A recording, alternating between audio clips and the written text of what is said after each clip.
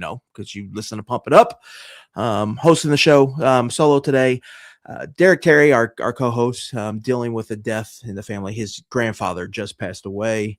So if you could send him some thoughts and prayers, that would be much appreciated. We're thinking about him and the Terry family here today as they deal with the loss of a close person to them. So we're thinking about you, and he'll be back, I'm sure, next week. But for now, we're going to talk some Kentucky baseball. The season really is heating up. I know March is known for, obviously, the basketball tournament. The basketball portal's right around the corner.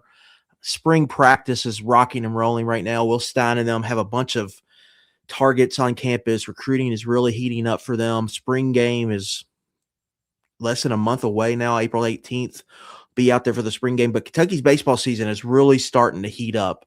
And things are really starting to get real. And we're starting to learn more and more about this team, more and more about the SEC and what's realistic and what is not with this baseball team. So we're going to get into all of that today. We're going to take a look at the tournament resume again, quick kind of peek what's ahead this weekend against LSU.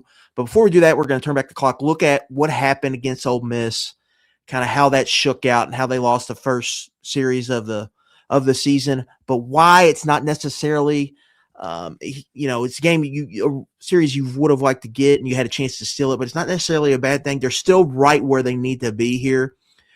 6 games down, I believe 14 to go. So you still got 7 more SEC series, or 8 more SEC series, excuse me. So a long way to go here. And so we're going to break it all down this week at Pump It Up as we do it kind of Colin Cowherd style here. But first, as we start every episode, Pump It Up presented by our good folks at Friends of Cole. Friends of Cole is dedicated to informing and educating Kentucky citizens about the coal industry and its vital role in the state's future. We provide a united voice for an industry that has been and remains a critical economic contributor to Kentucky. By working together, we can provide good jobs and benefits for future generations. Coal is resilient, reliable, and affordable. Friends of Coal is a volunteer organization. All are invited to be a part of our organization, which consists of proud Kentuckians as well as residents from beyond our borders. Head to friendsofcoalkentucky.org to learn more. And on today's show, coming to you Wednesday night, March 25th, Kentucky played a game last night, handled Murray State Racers, Stephen Peak, in that 14-4 run rule victory. Really kind of an interesting game, and we're going to get into that here in a little bit. But first, I think we've got to just go back Oxford. A lot was going on this weekend. It was a rare Thursday through Saturday series for Kentucky baseball. They were hitting the road early, postponement of the Marshall game last week. Remember, we had that big snowstorm randomly here in the Bluegrass. So they had a weird week, and they go down to Ole Miss. Weird schedule, 2 night games, which is a rarity. It feels like in college baseball. The first game, go down there, another lefty pitcher. Ole Miss had their ace, their lefties, their best pitcher, or one of their best pitchers, probably their most consistent, their workhorse of the pitching staff. It really just gives Kentucky fits offensively. We've seen this time and time with this baseball club. They're really struggling against lefty starters. They were a little bit better, I thought, on Saturday against Ole Miss starter Will Libbert, but overall just struggling with lefty starters, and they got behind a hole, didn't have many good ABs. Hudson Brown has a solid game at the plate. I think he reached base 4 times in that Thursday game, but overall, it was just a tough night at the park there at Swayze Field in Oxford. 5-0 Ole Miss wins, just totally cruise control. It kind of felt like Kentucky realized early this isn't going our way. The bullpen arms they threw weren't necessarily their best, so they decided to save some of their better bullpen arms, even though the game was semi-close there for most of the night. Ben Cleaver gets the start. He lasts into the 4th inning, which is improvement, but he gets pulled early, gave up a Oppo home run to Tristan Becerra, and that would be kind of the theme of the weekend for Kentucky's pitching staff. I thought they really struggled just to keep the ball in the park. And against that Ole Miss lineup, that's what you got to do. If you keep it in the park and make them play kind of station-to-station baseball, they're playing right into your hands. But Kentucky failed to do that really throughout the weekend, and that's why Ole Miss had two really big games, really the Thursday and the Saturday game. Friday, a much better job keeping the ball in the park. So Cleaver, improvement, but still you need to see more. I thought he had a couple innings where he's looked as good as he did all season there after the first. So some progress, but you still going to need more out of him. And we'll see this weekend when they go to LSU, get back on this Friday to Sunday schedule. We'll see if Cleaver moves back to Saturday, but they moved Cleaver up to Thursday, kept Jackson Jelkin on his Friday start. And that was, I think, a really smart move by Nick Migione and pitching coach Dan Roselle. Jelkin, arguably, to me, I thought that was the best start of the year. Just put it in cruise control early. I think he had more than a handful of one pitch out. I believe he had 10 ground ball outs over 7 innings. Was just making a team that likes to lift the ball, getting in the air, making them hit it on the ground. And that was leading to quick at bats, easy outs. And it was looking like he was cruising, could maybe get into the 8th inning there for a while. That pitch count was very low until you kind of got into the 6th and 7th inning where he had to work some more. But overall, it was just an outstanding game for Jelkin. I believe Kentucky is 6-0 now in his 6 starts. Jelkin rocking a 2.94 ERA. The whip's still under 1. He's worked the team high, I believe, 33.2 innings this season. And he's just been really as good as advertised, as good as you kind of hoped he would be for this ball club. 37 Ks. The key number to me here, it's what's kind of separating him, I think, from the rest of the staff. Over those 33-plus innings, only 9 free passes. So you got 9 walks, 1 hit by pitch. He's given up a few home runs this season, but overall he's just been outstanding as a Friday starter, and he's given really him alone the starts Kentucky is getting from him, and then how they're able to kind of produce runs. It's kind of been enough, and it's kind of given them, all right, we're getting these Friday wins, and it's just, can we peel one off Saturday and Sunday to win these series, specifically when you start getting on the road where it gets tougher. So he's given them a real shot, and he's been really, really impressive, I think, for Kentucky this year, and is really leading the way for this team. They win the game 3-1 Friday night to even the series. I thought offensively it was a game they really struggled. Really for 18 innings, I thought the offense really struggled in Oxford. And they kind of they had the one big inning where there was some bad Ole Miss defense. Center fielder Dicer ball off his glove. Becerra, I think, misplayed a ball in right field, I believe, on what ended up being an Owen Jenkins triple in that inning. So Kentucky gets one big inning, and that was kind of it from the offense. But Jelkin was just absolutely nails in this game, turns it over to Niall Adcock. And a bit of a surprise to me, they go, all right, they asked Niall Adcock, give us 6 innings, and he really delivered. Of course, he got the save last week, Sunday against Alabama in a big spot. And he came back here, 6-out save for Niall Adcock, who was a guy who didn't pitch a ton last year. The ERA was really bloated, but he's really bounced back strong, and he was a midweek guy to start the year. And so he's kind of evolved into a bigger role. And he's been a real asset, I think, for this baseball team early in the season. Adcock right now didn't pitch this past game, I don't believe, in what was kind of a pitcher's palooza, as our good friend Jeff Drummond tabbed it on KSR.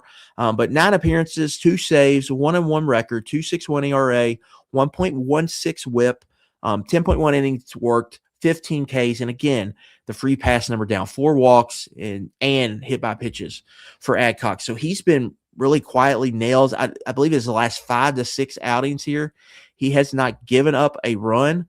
So you really like what you're getting from Adcock here with Kentucky, and he's becoming kind of a legit guy in the back of this bullpen. And there's only 2 guys with multiple saves on the team this year. It's Jack Bennett with 5, and it's now Adcock with 2. And so he might be your secondary option here on the weekends when they're going to save opportunities. If Bennett's not available, Adcock could be their guy here. He's not walking batters. He's getting some strikeouts, and he's working quickly. So that was good to see, I think, over the weekend. So that was Saturday was just an outstanding pitching performance. You got 2 arms, went in and got it done, and gets a loaded lineup. And then you get into Saturday.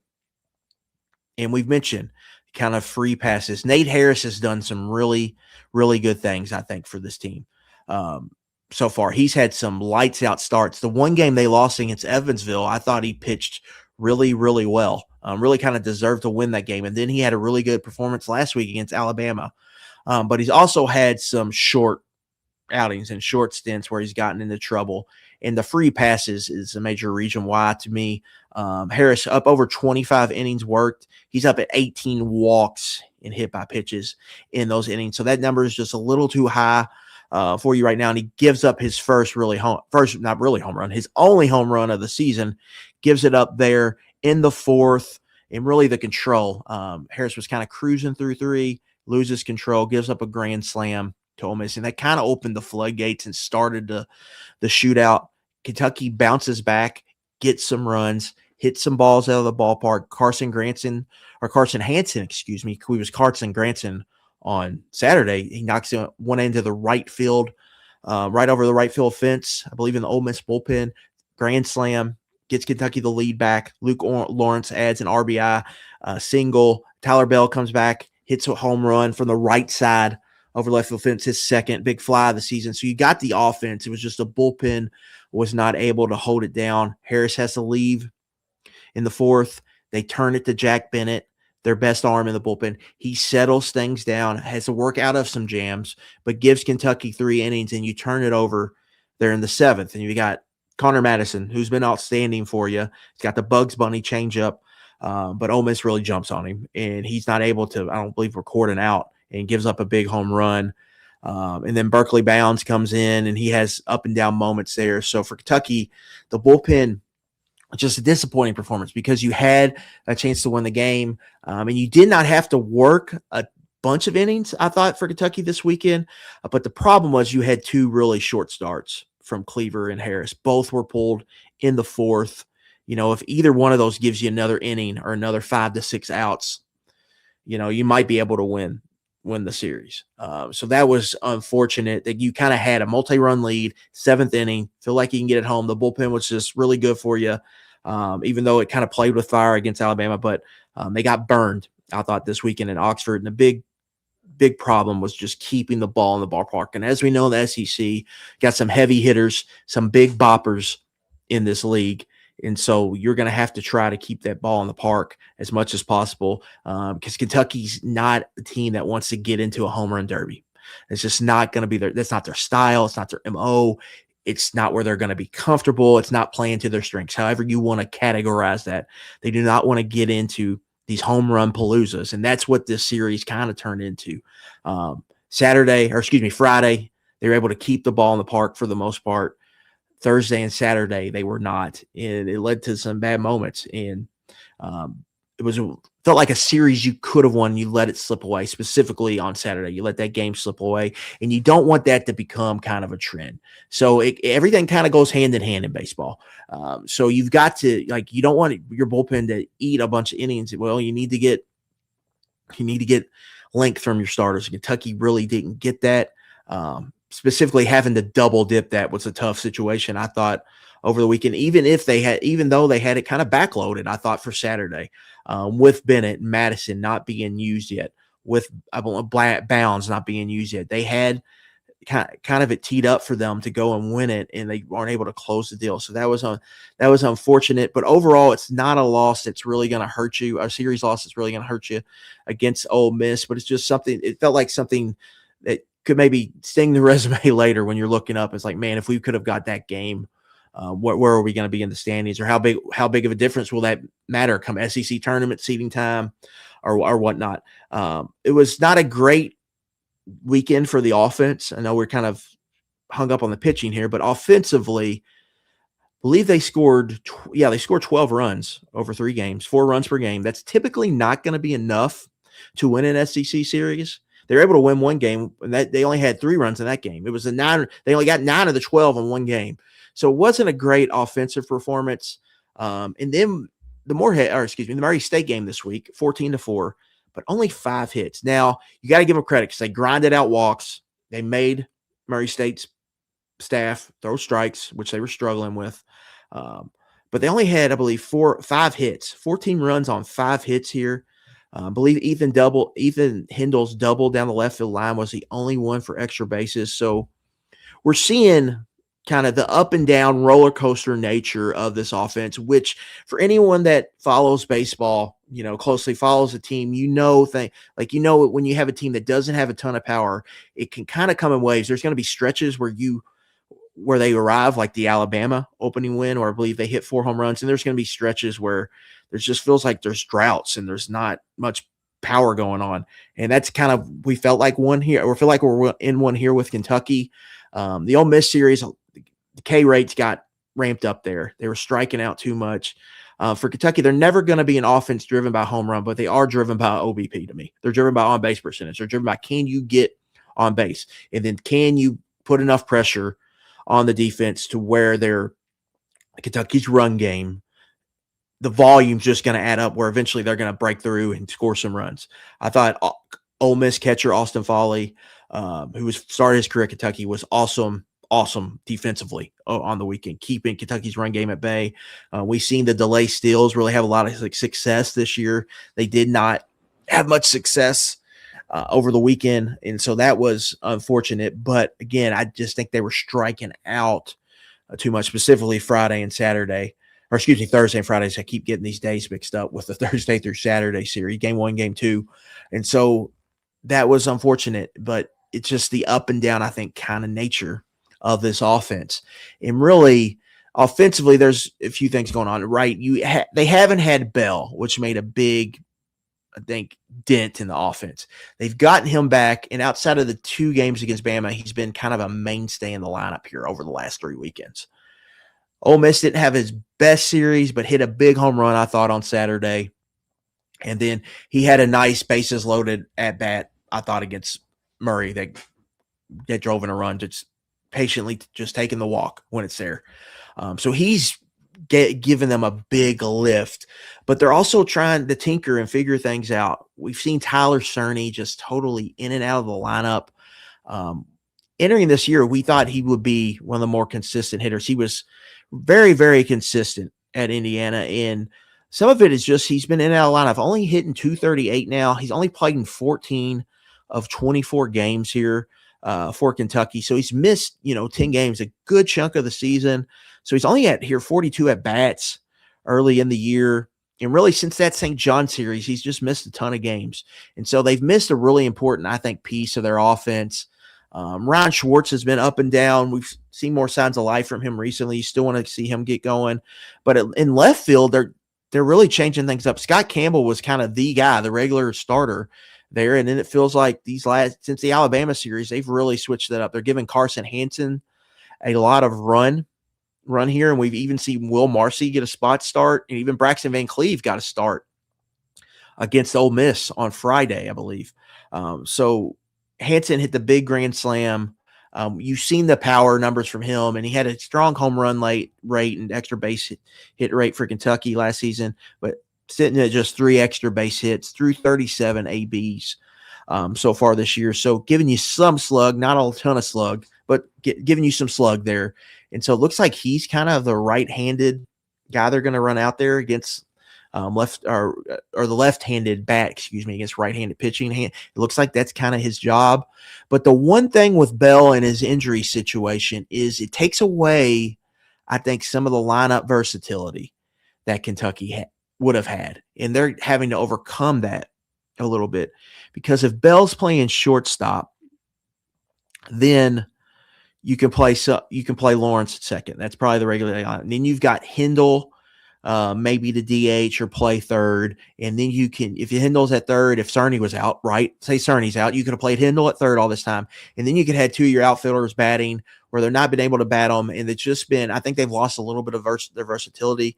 And that hurt them a little bit, even though I think Lawrence has played really, really good baseball there at shortstop. And it's really been a tough, I think, bat, even though you're not getting great power numbers from him, but consistently finding hits for them.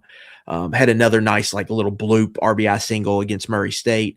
But losing the versatility, I think, just a little bit with Bell having to just DH every day and not being able to play that short, because without him at short, I think you just kind of have less of that versatility, because you could, with the DH spot open, you could play 4 of your guys that are outfielders and get them more ABs, and they really haven't been able to do that. And so I think that stung them a little bit, but you'd rather have Bell DHing every day than not having him at all. So they're just going to have to work through that moving forward. But it's just going to kind of be, I think, an up and down offense. And that's just kind of the concern with them. Can they find more consistency? Because in the Bama series, they're scoring 6 runs plus every game. And if they're able to score 4, 5, 6 runs every game, every SEC game, you feel good about their chances to pick off wins, specifically when Jelkin's on the mound. But even in these other games, you feel like they have a great chance. So I think it's important moving forward. We saw a nice bounce back performance, I thought, from the bullpen, and to get that moving forward. And then the one guy I really want to touch on at the plate, who's really kind of hitting the cover off the ball right now, it's Hudson Brown, the first baseman. He's just been excellent for Kentucky. He's currently slashing right now 390. Let's see here. They got them numbers mixed up. He's 390, 514, 549. So clear that 1,000 OPS. He leads the team in walks. He's third in HBPs. Strikeouts, he's way down the total poll. I mean, I think of guys that have made more than 21 starts. He's last on the team in Ks. So he's getting a bat on the ball. He's second on the team in hits, only behind Jace Tarnish. He's second on the team in doubles, only behind Ethan Hindle. And then he's got the 2 home runs from that Bama series. He's just been Mr. Reliable. He's batting over 500, I believe, over the last 5 or 6 games. He's got, I believe, 12 RBIs in that stretch. Just really, really coming alive for this offense. They've moved him back, I think, in that 4 spot to give Tyler Bell some protection, and just really been an asset for them as a sophomore. It's really putting together a nice season. Is really making a difference, I think, in the lineup. He's having a really big year, and just, I think, kind of your contact first hitter, but he's finding hits all the time, and he's kind of been flirting with this 400 batting average. He was there for a few weeks early in the season, had a dip. I think he dipped down to maybe 330, 340. Now he's climbed back up over the 39 number, and so just really having a great season. So just to pack it all together, I think this is what we know about this team. Jelkin, true ace, right? You have they keep winning with him. Every weekend, he's coming out there and giving you a great chance to win. 6-0 in the starts, 5-0. ERA is outstanding. Strikeouts outstanding, and keeping the walks down. So teams are even have to hit the ball or they're getting punched out. And so he's been really awesome. So he's giving you a chance to win.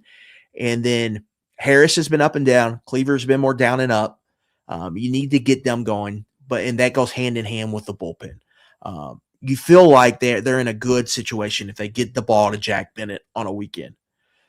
Getting him the ball, you're going to need Connor Madison to get it. Now, Madison, I thought, has been excellent this year.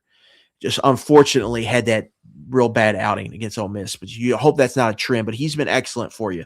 So as long as you can get Connor Madison the ball, you feel good. And so the bullpen is just trying to work through some things.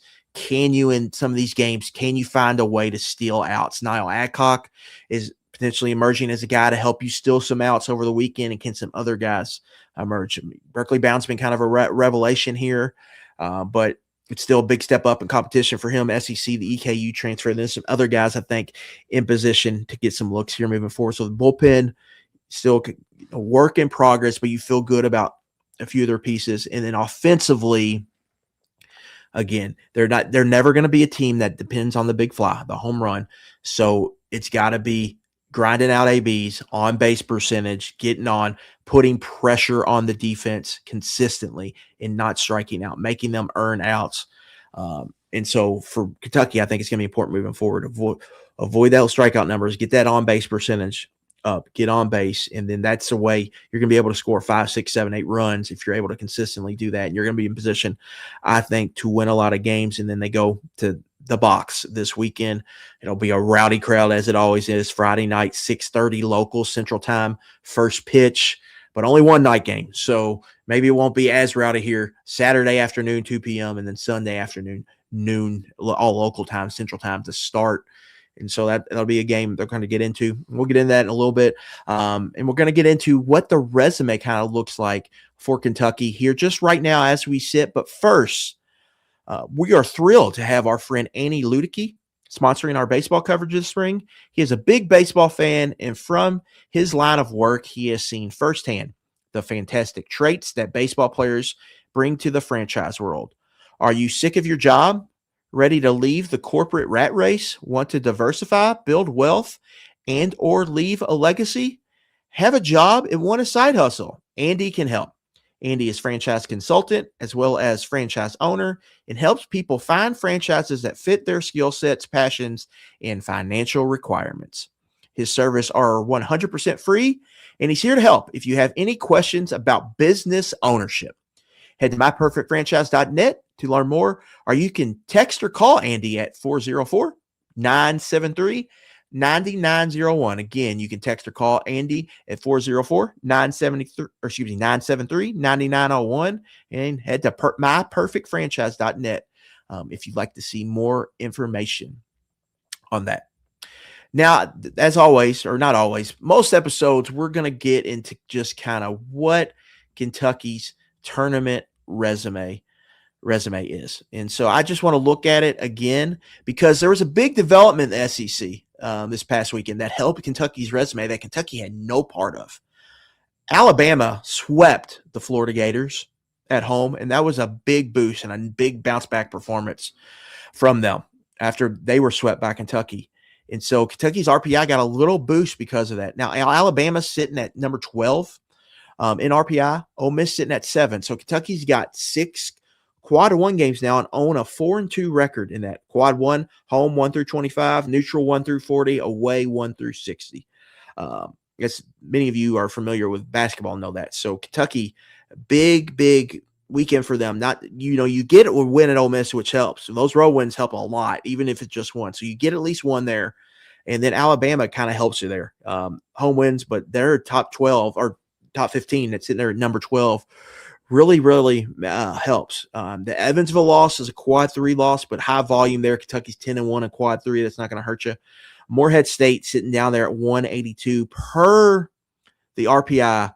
Only EKU and Evansville were ranked lower on Kentucky's schedule so far than Morehead State. So that loss is not necessarily aging well, but again, you're playing a lot of these games. As long as you're winning most of them. Baseball, you got to remember, it's like double the sample size of like a basketball season, right? So you're getting so many more opportunities as we see. We've got the team sheet for Kentucky here up on the YouTube screen. So check that out. If you're not, you go ahead and check out the broadcast, pull it up if you're listening on podcasts, if you want to see that.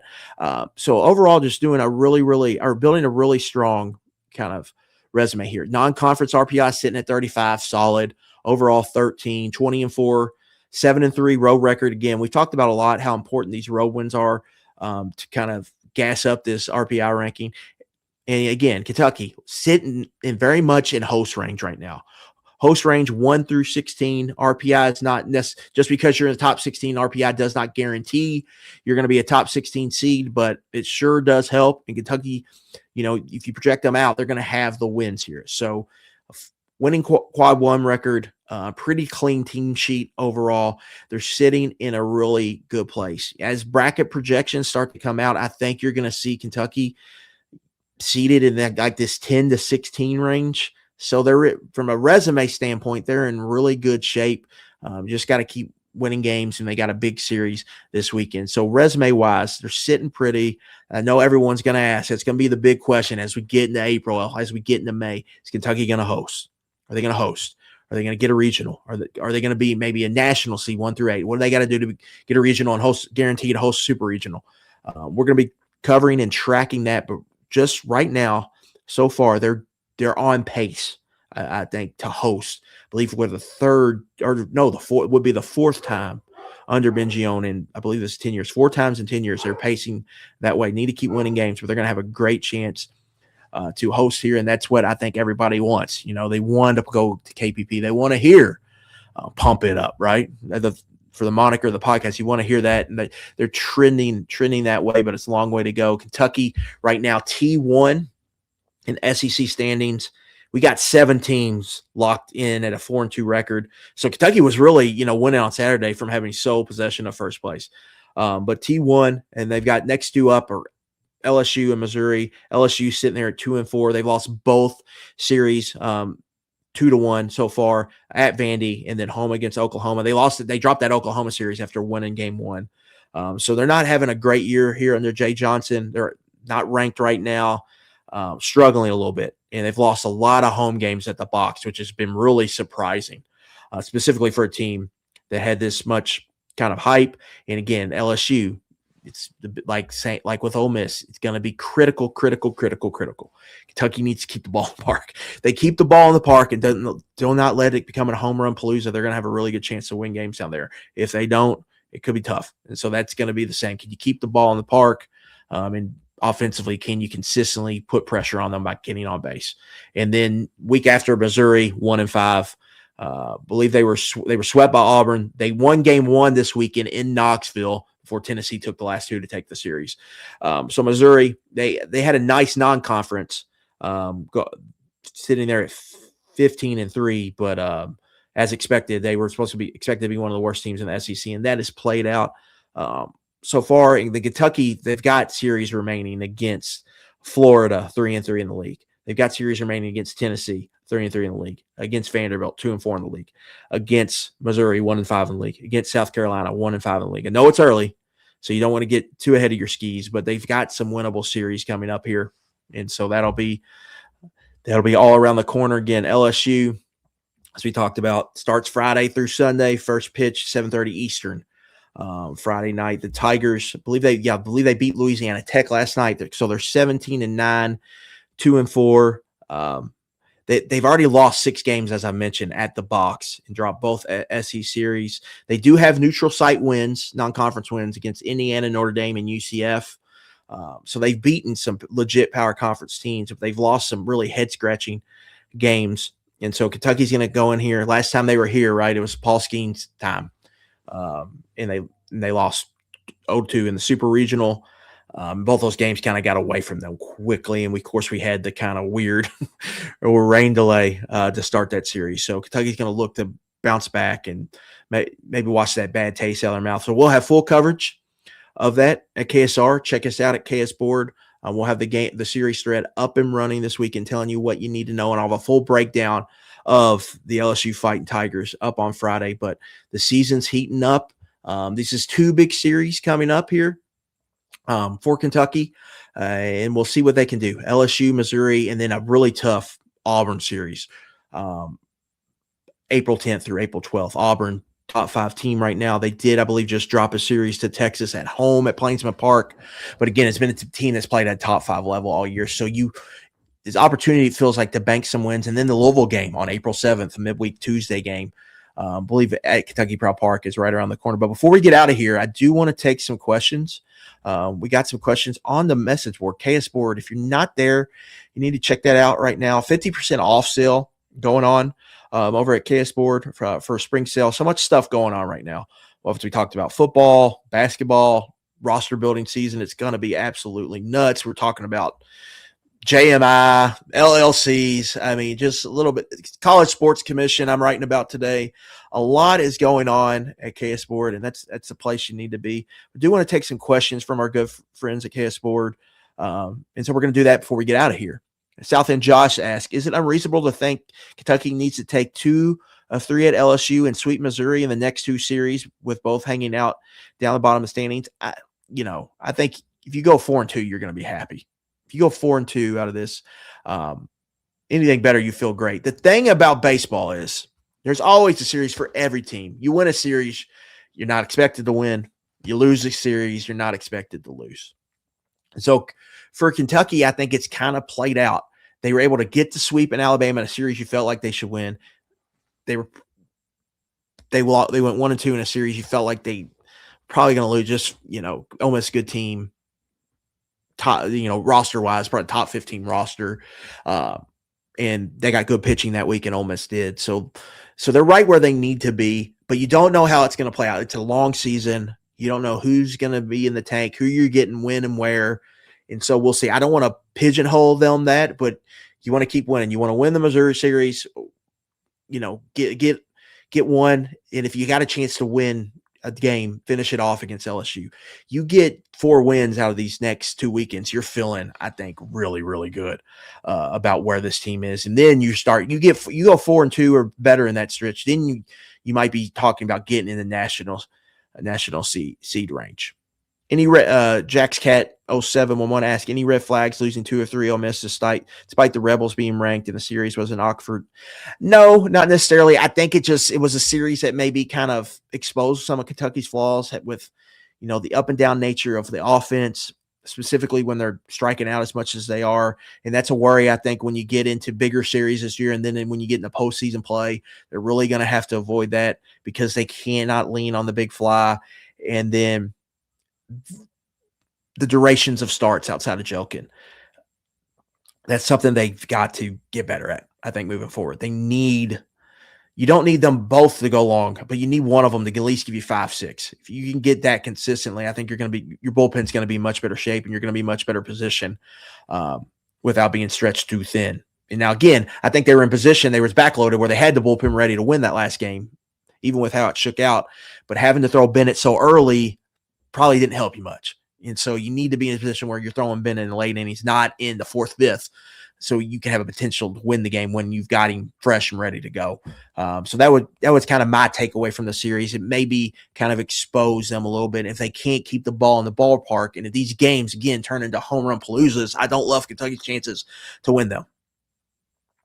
Then Andrew Farmer, BBN, do you expect Jackson Soucy to gain some more high leverage spots? I think in order for us to be good, we have to have him produce. I think that's a good question. I think I would kind of tag him and Leighton Harris together, only lefties in the pen. They're going to need both of them really to step up and get some big outs here as the season progresses.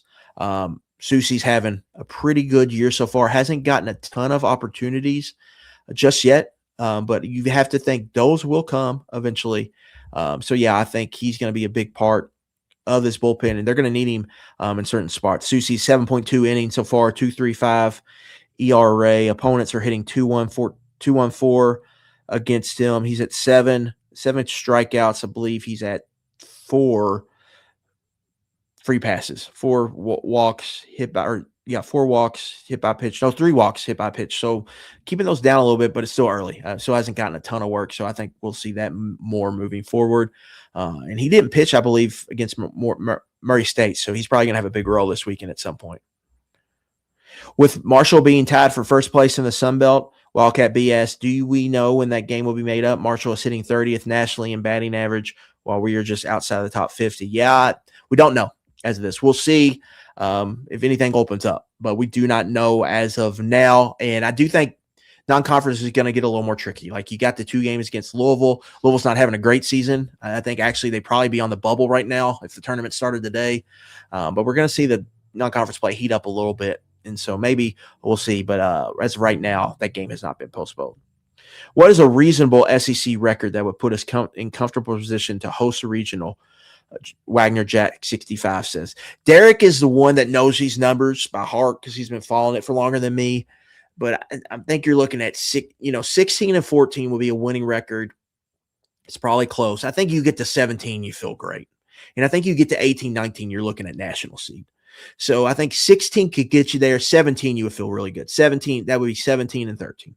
And so 4 games above 500. Kentucky's sitting 2 games above 500 after 2 series, and there's still 8 series to go. So if you can play these next 8 series, 2 games above 500, that gets you to 17. And so that's what you would be looking for. And so I think it's definitely possible for this team, but I think you're looking at 1 winning record. Just finish with your head above water in SEC play. And if you can get 3 games above 500, I think you're sitting in a really, really good chance. If you get 4, I think you're looking at potential national host where you're guaranteed to host a super, which is what everybody is gunning for here in college baseball. And then Jacob Stewie might have mentioned previously, but when will we see Tyler Bell returning to play in the field? He is doing infield, like serious infield right now. He was doing it, I heard, down at Ole Miss. So I think it's going to happen eventually, but we have no word on that yet. Again, I think they're handling him carefully just because they don't want the shoulder. We know how shoulders are. just last week, the Alabama series, he woke up and it felt weird and he couldn't play. So like they're just going to have to be really kind of careful with that. And I think that's kind of how they're progressing there. And then lastly, Wildcat B again jumps in. Is our pitching depth enough to challenge for an SEC title? Great question. I think personally, if they get more consistency from Cleaver and Harris from a duration standpoint, I think so. I think they could potentially. I think SEC, you look at it, I don't know if anyone's catching Texas this year. Texas is loaded. I've liked what I've seen from Mississippi State. I'd still want to see a little bit more from Auburn. But after that, Kentucky's in a group, I think, personally. They're with everyone else right there in that group. I think if they got the more consistent starting pitching, because they already got a true ace, I believe, in Jelkin, they could do that. You're going to need more consistency from the offense, but I think they could potentially be in the mix. But with that, there's a caveat. I think Texas could potentially just run away with this. So even if you got to 20, 20 wins, I don't know if it would be enough this year, because I think Texas might just be a wagon here. But, you want to win the SEC, but if you're in that top 3 to 4, you're definitely in national hosting range. And again, that's what everyone is kind of gunning for here. And that'll do it from the KS board questions. Again, I would like to thank everyone for tuning in tonight, whether you're watching on YouTube, checking us out on podcast. We'll be here all weekend. Cover the Batcats. Big series coming up against the LSU Tigers in a big season on the way. Kentucky's got a real chance to make some noise. They're in position to host, and they're in position to win a lot of baseball games this year, and we'll have you covered from every angle here at KSR and KSR Plus and on the KSR YouTube channel. Thanks for watching Pump It Up. We'll see you next week.